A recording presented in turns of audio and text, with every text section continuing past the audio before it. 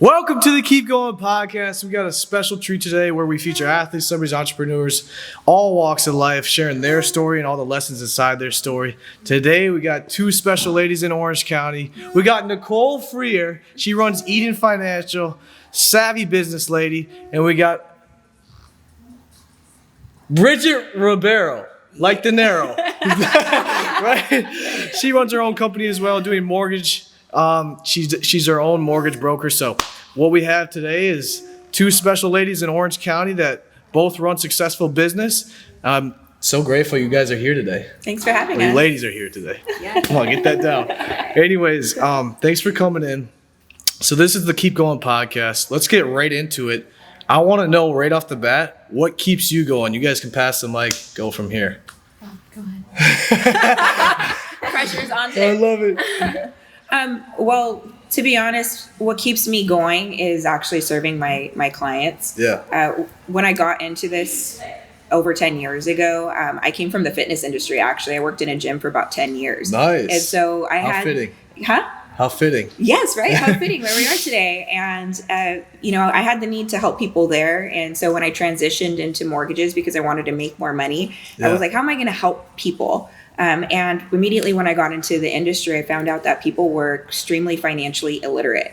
Yeah. And so what keeps me going is just having that ability to teach families and teach people how to become more financially literate and to build generational wealth. Sweet. Yeah. How many people in America, I don't know if you have a stat line, but how many people in America are financially illiterate? I would say the majority. And I think Nycole could also attest to this too, because we're both in the finance industry, just kind of different fields. Yeah. And that, people you come across are coming for help. And how many of them have their stuff together? None of them, right? Yeah. So give maybe us 30% of people really? maybe know Oh their gosh. finances. I assume. Yeah. Well, that's why I just text you. I ask you for all the help I need. I don't care if it sounds stupid. I just want to know. You know what I'm saying? Yeah. No, it's good. They're all good questions. What I was gonna say is your turn. I want to know what keeps you going. Yeah. I would say I want a nice life. Just to be super basic, to be honest. I want to get my hair done, my nails. I want my kids to go to a good school. So that's what a nice life looks like for you. A beautiful family, and you get to do all the things you want to do. I want to drive a Range Rover. Yeah. Have a nice big house. What color? White, of course. Okay. What color do you want? I already had the white one. I'm ready for the Lamborghini. Oh! Okay. Mic drop. We're done. Oh, no, that's awesome. So... But I mean, aside from my family and living a nice life and going on vacations, my clients, obviously, when the market was going down, I could hardly sleep.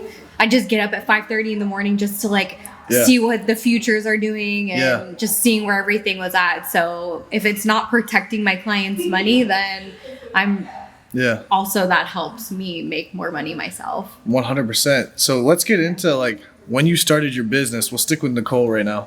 When you started your business, what was the inspiration to do that? Because you were with somebody else and you broke off. Give us the path. To be honest, I just didn't want to be sitting at a desk anymore for 9 to 5. I had a young child at home, and I wanted the flexibility to throw a load of laundry in and work at the same time, be able to leave at 3 o'clock to go pick up my daughter, whatever the case may be. I wanted to post on social media, and I don't know if people know this, but in finance, we have huge compliance. And when you work for a big firm, they don't want you doing certain things because then they could, be penalized or have a fine. Yeah. So when I went out on my own, I really wanted to be able to be my own compliance so I can post on social media, so I can write a book, so I could do these things other than them saying, hey, sorry, you need to take that down because it's not compliant. Right. 100%. So you kind of just are free flowing with your own business now. Yeah. When you started that, how did you actually break away? Did you have this fear of going out by yourself, or did you know you're always going to do that? In my mind, I just knew that it was going to work, and there was no doubt in my mind that this is going to happen and I'm going to make it work no matter what. But I did hire a coach about 6 months prior to leaving. So she said, okay, you're going to do this, this, and this. Right when you leave, you're going to go to 10 networking events a week. You're just going to hit the ground running, post on your LinkedIn and what that's going to look like. So I was already ready to go. I was in the process of finishing up Paisley's birthday money, the children's book that I wrote. So I had all these like ducks in a row, knowing when I was going to leave. I'm like, hey, I'm in Orange County. Wait, that's the name of your kid, right? Yeah. Okay, I was like, you texted me. I was like, okay, I think that's your kid. Yeah. Oh, yeah. How about for you though? Like, how did you kind of break off into starting your own company and business and doing what you're doing now in the brokerage world? Yeah, I took a leap of faith. Yeah. I was working in a gym, like I told you, a W-2 wage earner at the time, the security. What, a 24-hour or 24 Fitness? Or yeah, what? I actually worked for 24 Hour Fitness. I ran their operations team and their sales. Are you flexing on me right now? I am. Just kidding. So I'd say treat to be in this place. I really enjoy this facility. However, I got offered jobs left and right when I was at the gym, just being, my bubbly personality. I got so many real estate companies coming to me like, nice. We're going to make you so much money if you come and work for us. And I was like, okay, like, what do I have to do? And so I had a friend that I confided in, and I was like, hey, like, I'm thinking about becoming a real estate agent. What do you think? And she's like, don't do that. She's like, you're going to become a mortgage broker. And I was like, oh, I am? Okay. She's like, study for the mortgage broker test and study for the real estate test, and then I will teach you everything that I know. And so I did. I studied for the tests, both the tests. I took them both in the same week. Nice. And I saved up enough money, and I quit my job, and I sat next to her for 6 months, and I learned everything that I knew. And I didn't make a dime during that time. Really? Yeah. I just, sat there, and I became a sponge, and it was a huge leap of faith to just really just commit myself to changing my career and knowing and just having faith that this is what I was meant to do. So it seems like both of y'all had people in your life that kind of guided you and pushed you out of your comfort zone to go do what you wanted to do. Absolutely. When I think about a coach, a mentor, and a teacher, a coach is somebody that gets the best out of you. A mentor is somebody that's been sitting in that situation that you want to be in, and then you ask them for help. Mm-hmm. And then a teacher is going to educate you on the best options, opportunities, and touches of favor, right? Mm-hmm. So I want to know, what did you have in your life? Was it a coach for you and just a mentor for you? Or did they kind of play all roles at the same time? Or what was the best way to get you to where you are now? Is it a coach, a mentor, a teacher, or?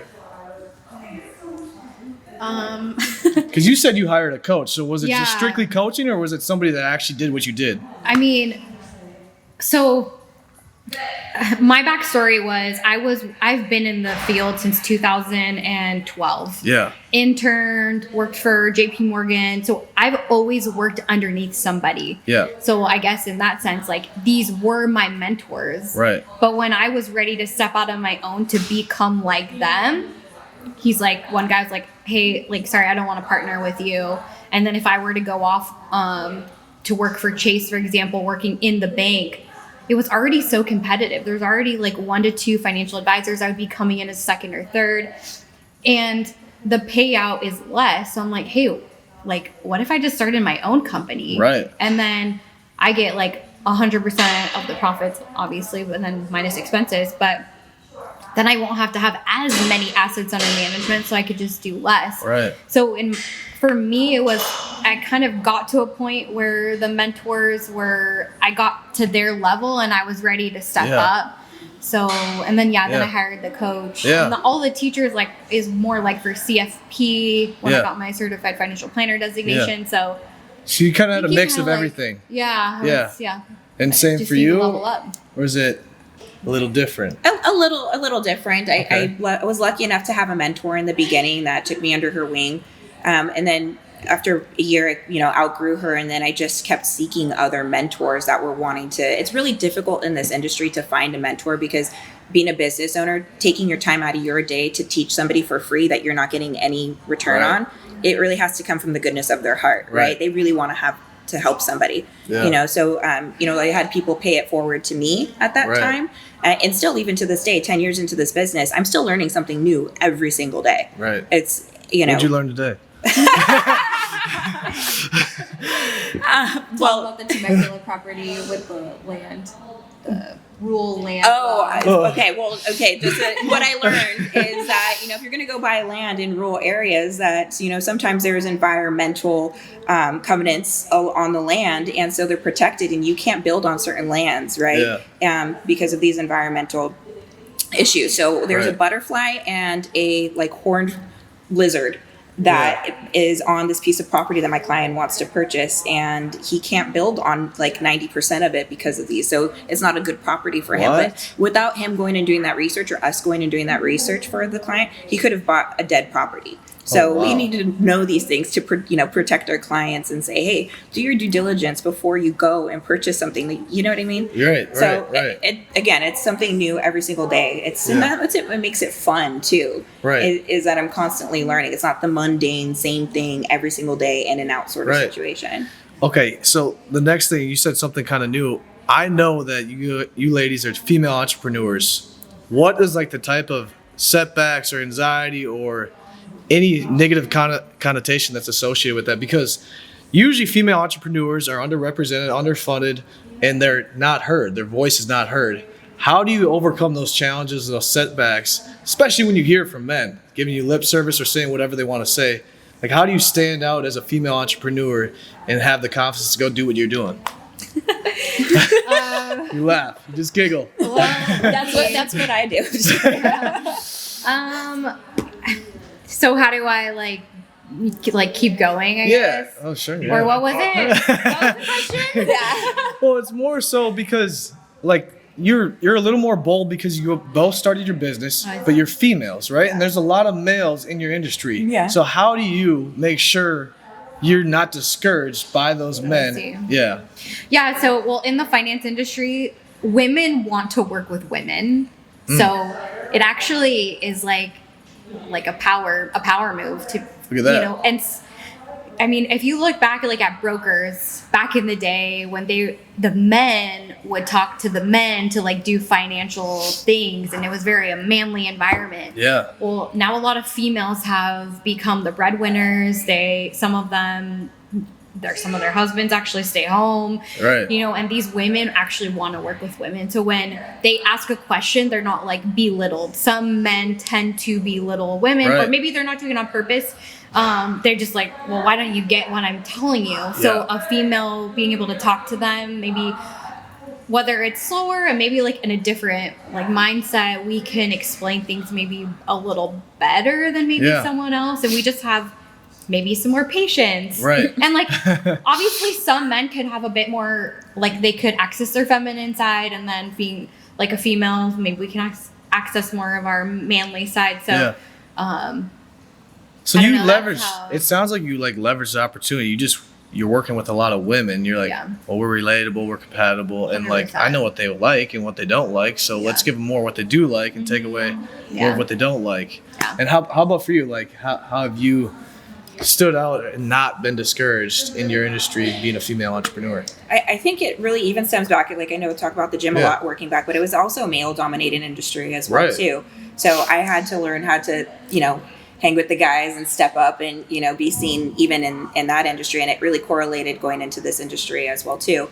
And I honestly don't feel the difference just because I'm able to keep up with them. And sometimes I do feel like I'm running circles around the guys, to be honest with you. She said 2 claps.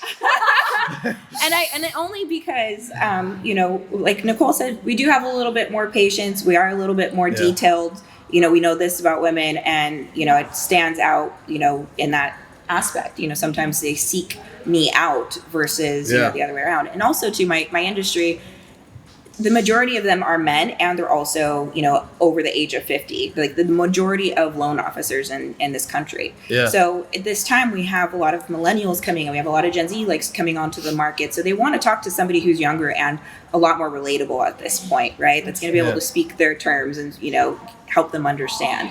And we were talking about masculinity, and I want to talk about how you said majority are men. What do you think it means to be masculine for a man? Speak from a woman's standpoint, what you would want your man or a man, how they should be representing true masculinity. As far as in a relationship, or you can talk, the professional world. Let's do both. How about that? Let's do both. We'll start professional, and then we'll go personally. I have the pleasure of even the company that I hang my license with right now, as real, true representation of masculinity. They're professional. They're just upheld so much class within themselves that when I go and I say, hey, I work for this company, like people know us just because of the class we represent in the community. Yeah. You know, that we're just, you know, a prestigious company. And so I feel like they, you know, they're not, it's sometimes they get a cheesy car salesman connotation being a loan officer or real estate agent sometimes. And so it's, you know, really nice to know that these men are just, you know, representing, you know, the community that way. Yeah.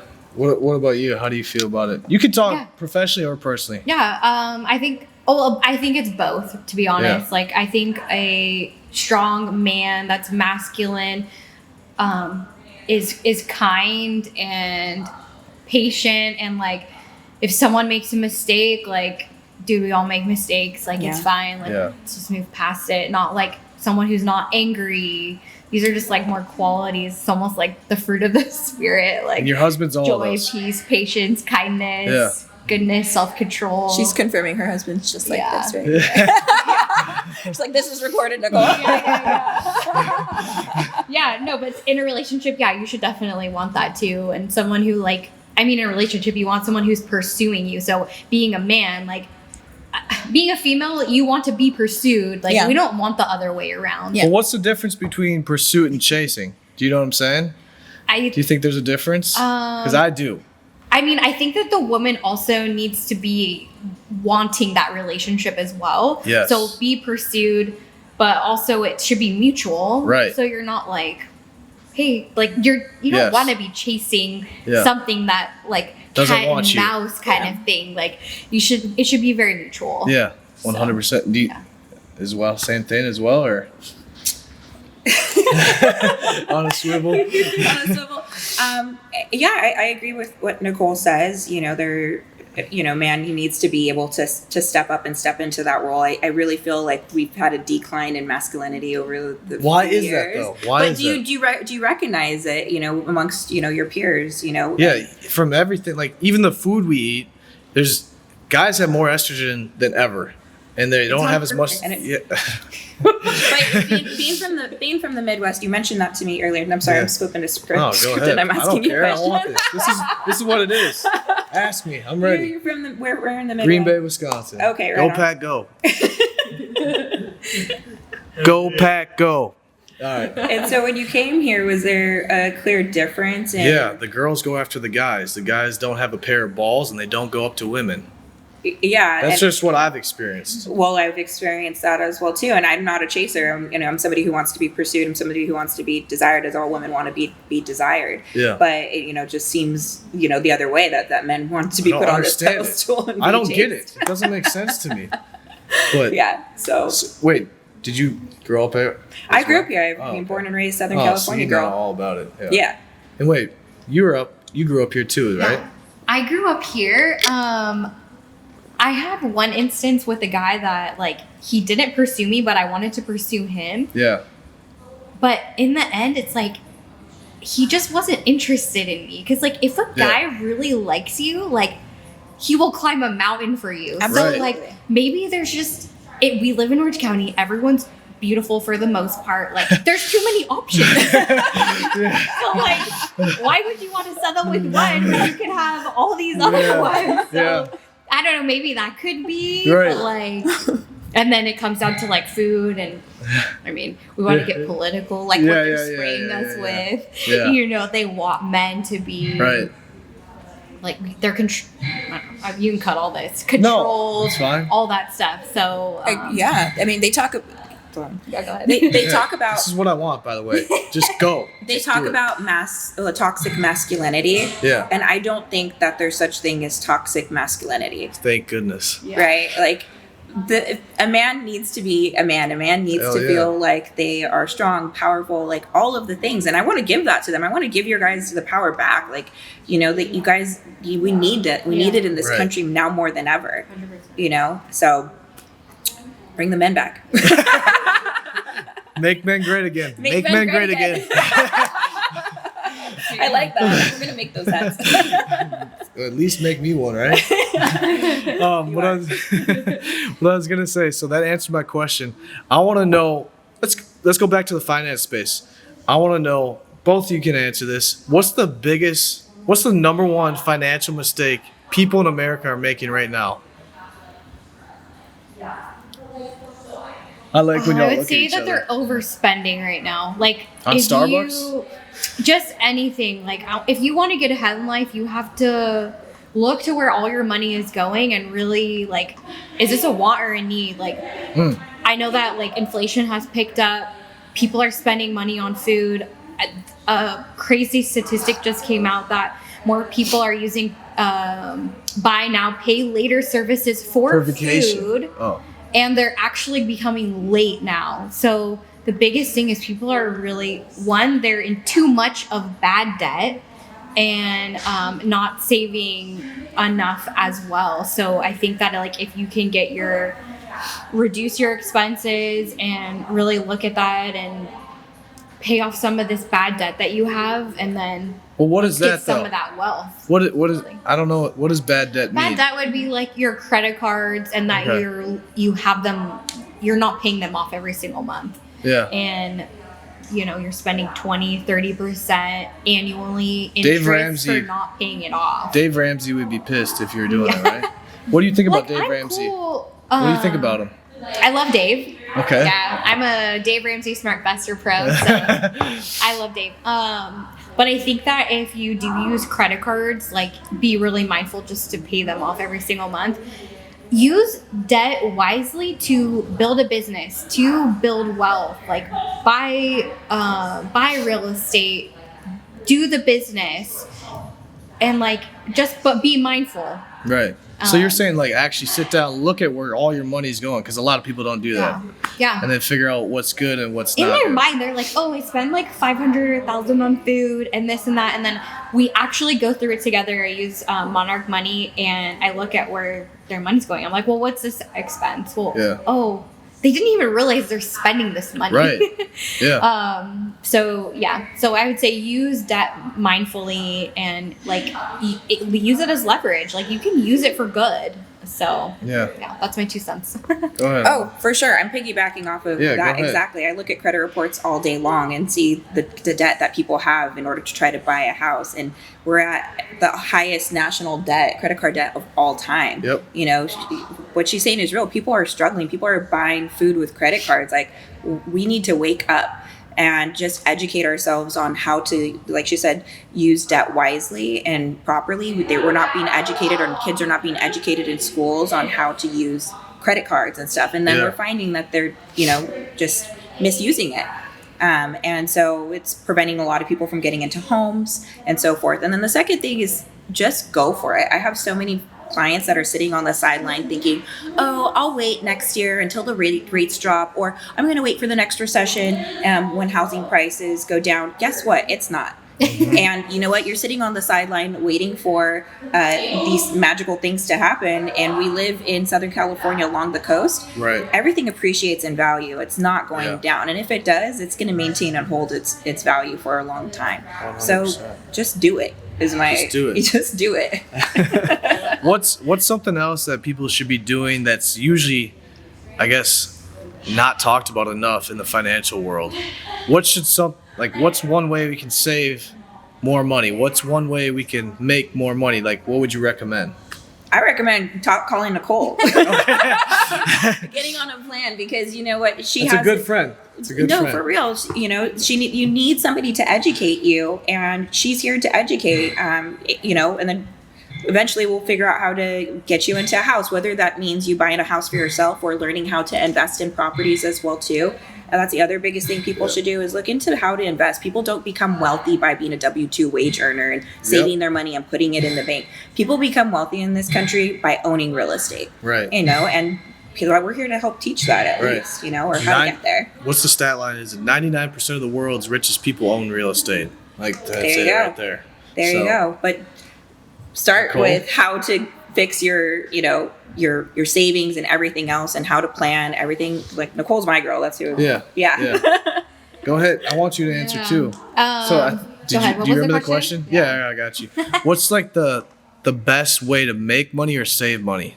That's what it was. Yeah. The best way to make money is just hustle. If you have to get 2 jobs, get 2 jobs, get 3 jobs. When you have kids, it gets a little bit harder. But always just keep pursuing. If you have like have a big dream. Like if you have a dream, like go for it. There's people, like you said, people sitting on the sidelines that have had dreams for years and they just like won't take a step. Yeah. It's like, yeah, take the step, open the business, get your write-offs, write your car off. Like, Yeah. So like there are like loopholes in the system on purpose so that like if you own a business and you employ people, they will give you tax credits. Right. If you like house people and you own rental properties or whatnot, they'll give you the tax credits, you know? So it's like, go do the thing. And yeah, if you are a W-2 employee, like start a side business. Or Right. if you are W-2, like start investing in that real estate. Start investing in Syndicates and stuff. I was gonna say, you don't just have to buy like Apple or any of these big name stocks. Like, yeah, you can get into a syndication, $100,000 to go into a huge apartment building and start like investing. You don't have to have the full amount. Some of these loans that you guys have, like they'll do 100% of it. And like, dude, just get in, flip the house, use private money lenders, use hard money. Like there's money out there. Like you just have to go find it. Yeah. She's your girl for that. You guys just plugging each other. You guys are plugging. Okay, here's the next question. What's the number one financial loophole that people should be using in America? Ooh, I don't know if that's my Loophole. The number one for thing that example, people should be using. go ahead, You're if you thinking have of Section 179 car. Was that what you were going to say? Well, no, just like I was going to give you an example, but if Tell me, what's your example? it was just going to be like, well, I heard you could write off if you hire your parents in your business, you can, I don't know, earn money and like you can have them as a tax write-off, something like that. Okay. You know what I was? Yeah, that's I mean, outside my pay grade. I mean, one thing. Okay, since you mentioned that, I was thinking of, okay, you can hire your kids if you own a business. Hire your kids. Yeah. Thank you. Pay them $10.99, and then you can invest into their Roth or invest into even non-retirement. There's a thing called the Uniform Transfers to Minors Act, an UTMA or an UGMA, UGMA, and you can put as much money in that. If you have parents that are like super wealthy, grandparents, start gifting some of your wealth away to these kids. Like it's a possibility that will drop the state limits down lower. So if you have substantial wealth, start gifting that away. Like I think it's $18,000 or $19,000 right now per person annually. You can gift to anybody. And if you put it into like a 529 plan, you can even max it out. You could do 5 years. What is that? Earned max. savings account? Huh? 529 plan? 529 is college savings. College earned savings. Yeah. Yeah. So, I mean, yeah, those I guess would be your loopholes. And actually just learned another really great strategy is the charitable remainder trust. So if you sell an appreciated property and it's above the $500,000 exclusion, you put it in this charitable remainder trust. 10% of that has to go to a charity. Yeah. But it's almost like You could buy avoiding a house. the capital gains tax that you might have to, spend, but you have to take 5% out of that trust annually to like pay yourself. So another great strategy to avoid capital gains, whether you're selling a business or real estate, drop it in there. Yeah. So. Do you have anything to piggyback off of No, that? I got to talk to her about that. I got a situation on my hands. Cool. See, I'm learning something new every single day. Like this is what I'm Two talking things in about. one day. 2 things in one day. Yeah. Also, you learned another thing. You said I was pretty cool, right? That was the third thing. That right? was the first and number one thing that I learned today. Exactly. What I was gonna say is when we're talking about finance, like what's like the most, and we can start with Nycole on this too. What's like one of the most, I guess, stupid things that people buy that they don't really? Because you were talking about wants and needs earlier, and I thought that was great. Stupid thing is a car that you like can't write off. So sorry, guy that works at Chase. You bought a brand new car? Go ahead. Well, you own a business. I hope you bought it under the business name. I'm kidding. There was a guy that I worked with at Chase, and if he ever listens to this, obviously he'll know who it is. But he bought a brand new Jeep. He works at Chase, and he was a teller. Yeah. Love his soul, but like no, please do not buy the brand new car if you are working as a teller. Like, I think his payment was like $800 per month going towards a car. Like, how about if you put $800 a month towards like house hacking? Like, okay, buy a house, let everyone else rent the rooms in it, and you get to live in it for free. Yeah. You know, like, let's do that instead of purchase a brand new car. But yeah, what did you do? But a lot of people, no, I did it through my business. Nice. A lot of people buy things to try to impress people they don't even know or like. People buy people buy things with money they don't have to impress people that they don't like. Yeah, 100%. What do you think, though? One of the biggest, we were talking about one of the stupidest things that people buy. Like, you could talk about it from, like, just what you've seen in your experience. I mean, it's just everyday stuff, to be honest with you. People are just swiping that card on things that they don't need. What's something that you do that with? Or What? did? What's something you did that with and then you eliminated that from your life? Was it buying? Amazon got too out of hand at one point. Okay. So that's the thing, right? No, but it was. And I was moving out of my houses one time, and I was like, what is all this crap? Like, I didn't need, it was like, it was a convenience at that time, but I didn't really need it. And so I've really adopted a minimalist lifestyle. Let me tell you, not having all that stuff takes away from, the stress and the busyness and the noise. And, it's been great. But I mean, that was like a small period in my life, and I, quickly made the adjustment. Yeah. Okay. I want to go back to this because, like, I hear this a lot on social media, especially how it's the most depressing time for a 30-year-old single male to be in America. And, like, a lot of young adults cannot afford a house. What would you recommend for a young adult that's looking to buy a house, just even a few years down the road? Like, what can they do to start getting that process going? What people don't know is the available resources that are out there. Right? The down payment assistance programs that are out there, the grants that are out there for people. Just go out and do a little bit of research or find somebody that knows these types of different programs. Like, I have a 100% financing program where the borrower only needs to come in with $500.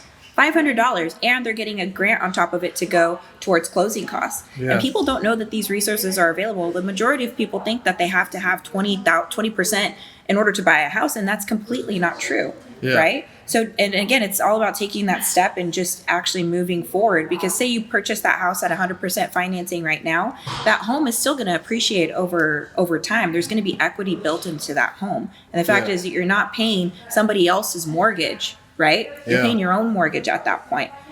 Right? Right. 100%. And I was just telling my friends this. I was like, well, you know what? Because some of them, like, they just don't invest or do anything with their money. I'm like, well, do you think this makes more sense? If you just went and talked to somebody, you don't need to sign up or give them your money. You just went and talked to somebody and they educated you on simple things you can do by yourself.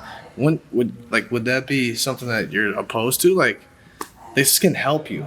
So instead of having $20,000 saved in the bank, you could have something appreciating over the years. You're like, holy shit, now I got $200,000 instead of $20,000. Like, oh, dude, I never thought about that. Well, I'm like, what, dude? Anyways.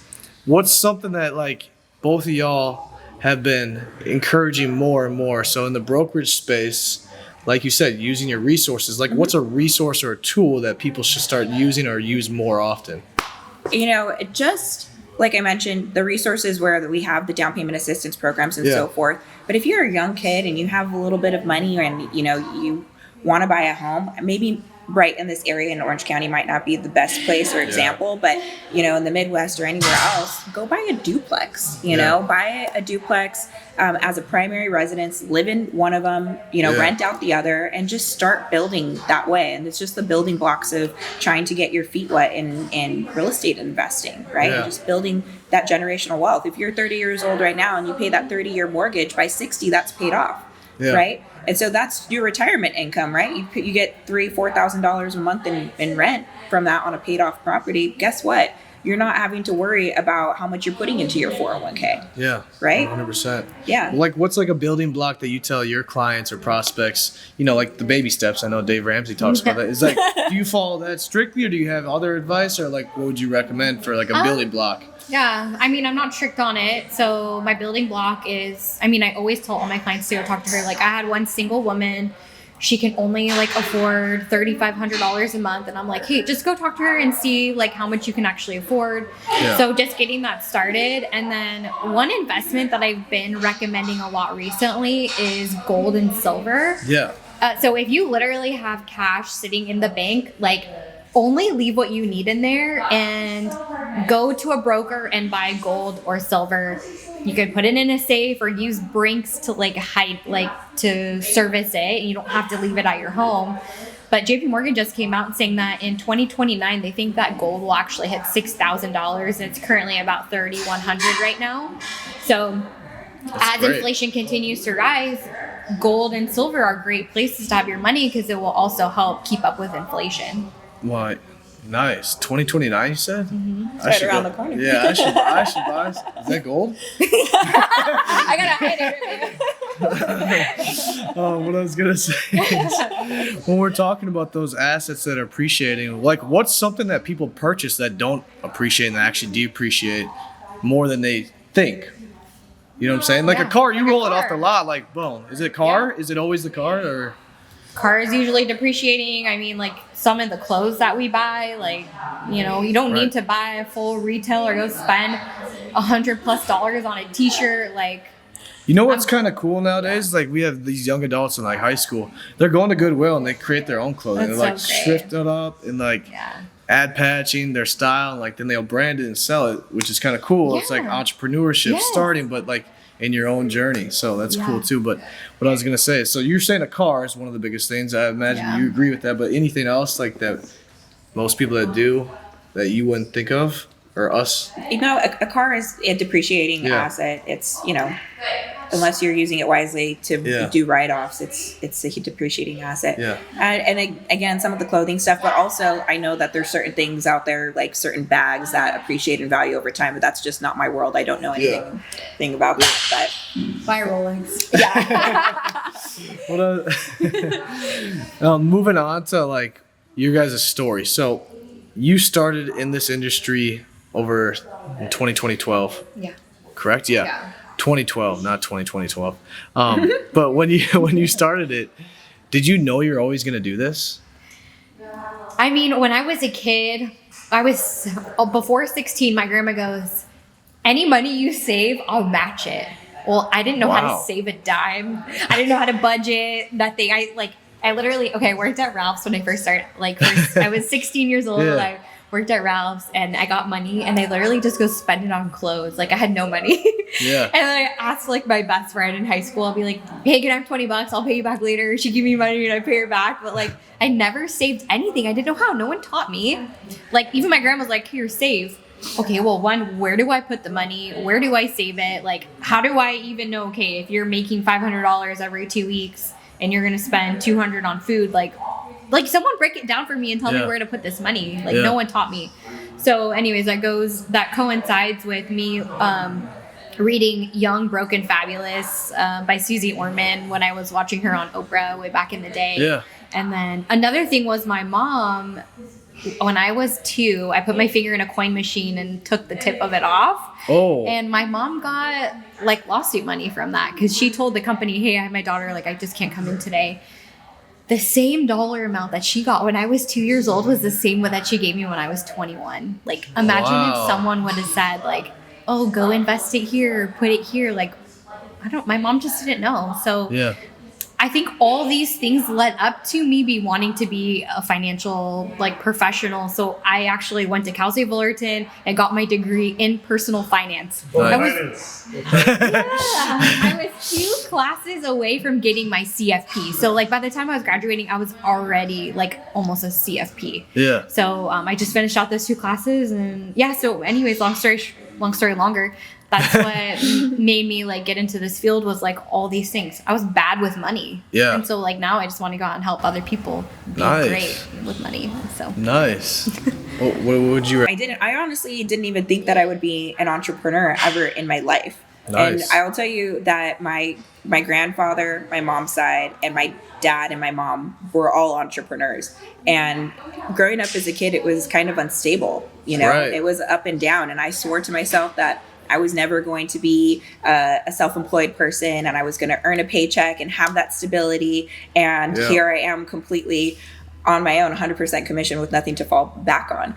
And I realized, so it's funny what you resist persists sometimes. And I wouldn't turn back, and I wouldn't have it any other way. Yeah, to be honest 100%. with you. Is there something that y'all follow, like a motivational quote or anything religious that keeps you, inspired to keep doing what you're doing? Yeah, I mean, I have a big faith, so I go to Saddleback Church. I like that. We should in just Lake call a Forest. church that. Big Faith. Yeah. That would be a good name. Big Faith? Maybe not. Yeah. Bad no, it's idea. great. Keep going. Yeah, so that's literally just like, I feel that God has called me to this role, and if you called me, you're gonna finish it till the end. Yeah. And that's what keeps me going, is I just keep getting the vision and like the dream of like what 5 years or 10 years looks like. Like in my mind, or currently like 5 or 10 years, who knows how long, that I'm gonna be up on stage being able to share my story, like of the trials and triumphants for building this business and how freaking scary it is to like start and build. Like I'm 2.5 years in, so my mindset from when I started to now is totally different. Like I have grown substantially, and I feel like God puts you in certain situations to grow you. It's like not comfortable to do some of this stuff, but we're here on earth to grow and to build the kingdom of God. And if that's what I'm here to do, then I believe that God will see through to the end, that I'll be successful, because he knows what I'm going to do with that money. Beautiful. For me, and for me telling this to anybody else, invest in yourself, right?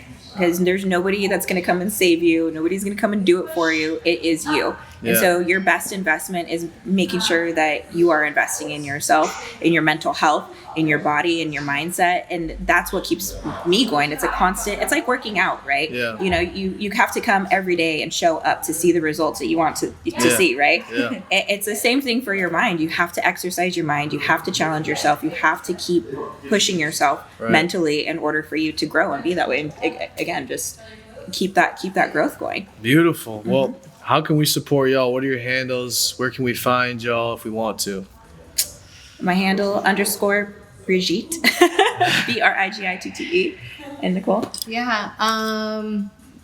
You can follow me at NYCOLE Freer FRER. You can even search like finance in the Instagram, and I believe that I should pop up. So sweet. that's how you can And find then it's me. Eden Financial and Eden Financial, Nycole Freer. Yep. I don't have an Eden Financial Instagram. It's just me. Okay. Yeah. And then same. Yes, I'm with United American Mortgage, and just find me that way. Sweetness. Thanks for having us. Thank y'all for coming. Appreciate it. Stay tuned for when this drops. We got a lot of content to cut up, and I'm thankful for the whole audience. All right. We're done. Cool. Thank you guys for coming in. Dude, that was awesome. That was Thank you so awesome. Yeah, much. you made it seem so easy. Like I know. I was like freaking out a little bit about Yeah. it. So yeah. Good job. Yeah. Thank you so much.